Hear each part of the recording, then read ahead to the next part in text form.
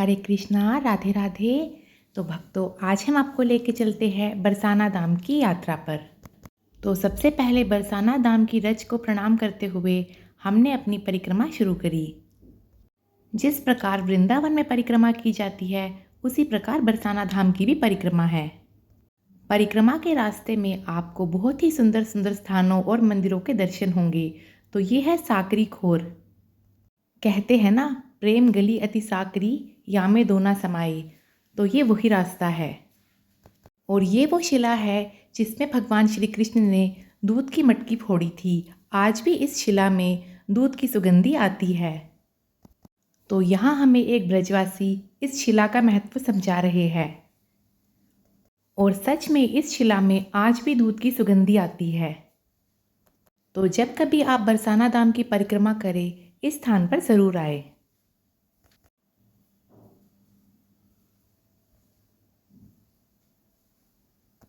और सच में ही ये बड़ी साकरी गली है। इसमें दो लोग एक साथ नहीं निकल सकते। और बड़े ही ध्यानपूर्वक राधा रानी का नाम लेते हुए आप इस स्थान से आगे बढ़े।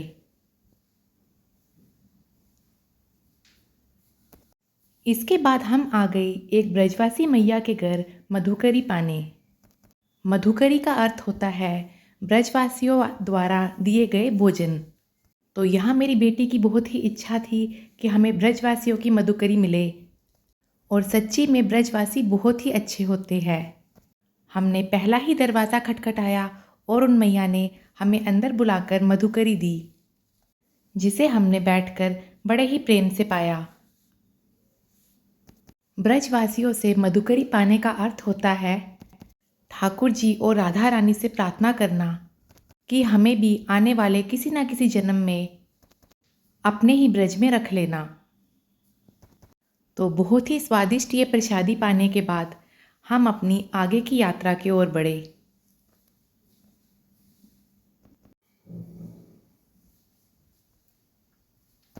क्योंकि हम बरसाना आए हैं अपनी लाडली जी महाराज के दर्शन करने, तो मैं अपने लाला को साथ लेकर आई हूँ।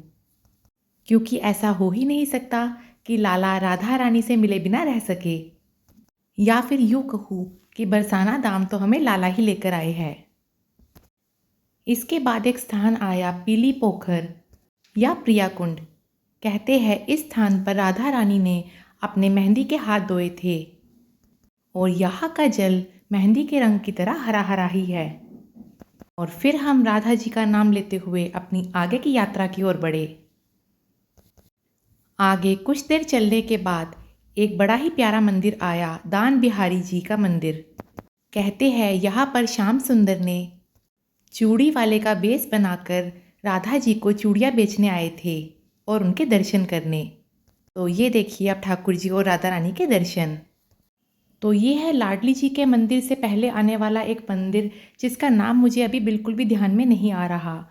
बड़ा ही सुंदर मंदिर है ये। यहाँ के भक्तों ने बताया कि पहले लाडली जी महाराज को इसी मंदिर में विराजित करना था, परंतु बाद में लाडली जी का दूसरा मंदिर बनाया गया। तो यहाँ भी हमने ठाकुर जी और राधा रानी के बड़े ही सुंदर दर्शन करे। और एक बात और, बरसाना की परिक्रमा में आपको बंदर बिल्कुल भी परेशान नहीं करेंगे। हाँ, बंदर तो बरसाना में भी है, पर यहाँ के बंदर नटखट नहीं है। और फाइनली हम आ गए लाडली जी महाराज के मंदिर में। और ये देखिए हमारे राधा रानी के मंदिर में भक्तों की कितनी अधिक भीड़ है।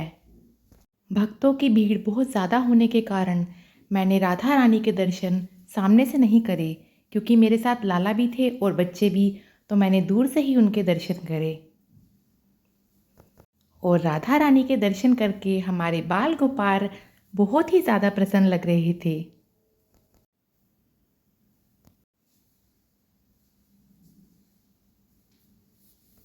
तो आप भी दर्शन करिए राधा रानी लाडली जी महाराज के सुंदर से मंदिर के दर्शन करिए। भानु दुलारी श्री राधा रानी की जय।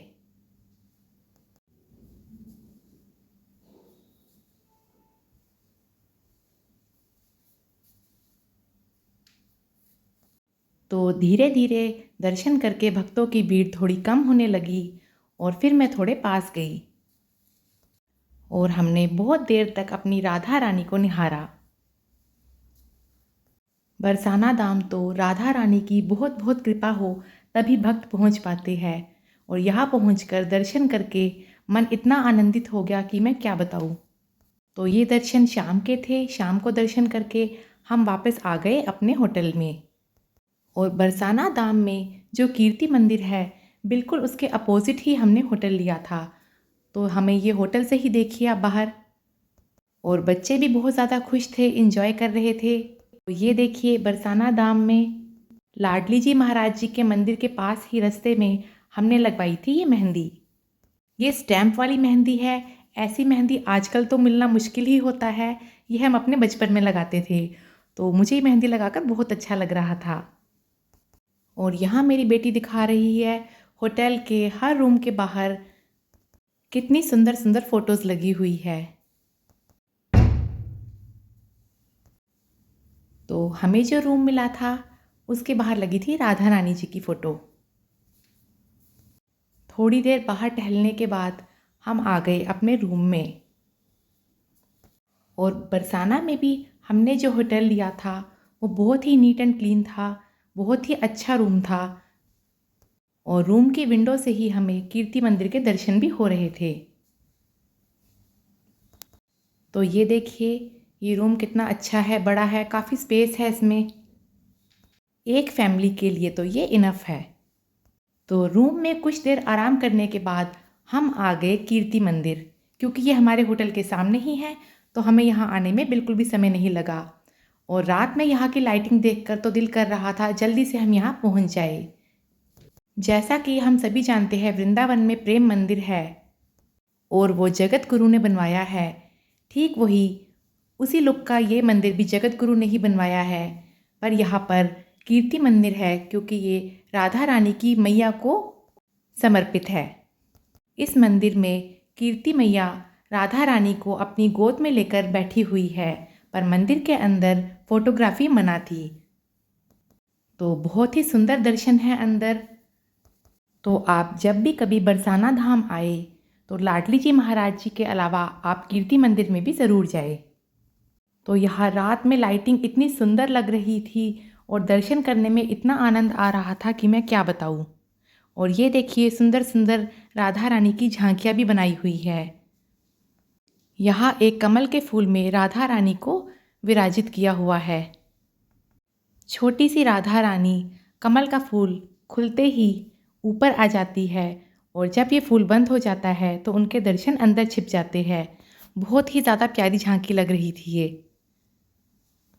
तो मंदिर के आंगन में ऐसी ही बहुत प्यारी प्यारी झांकियाँ बनाई हुई है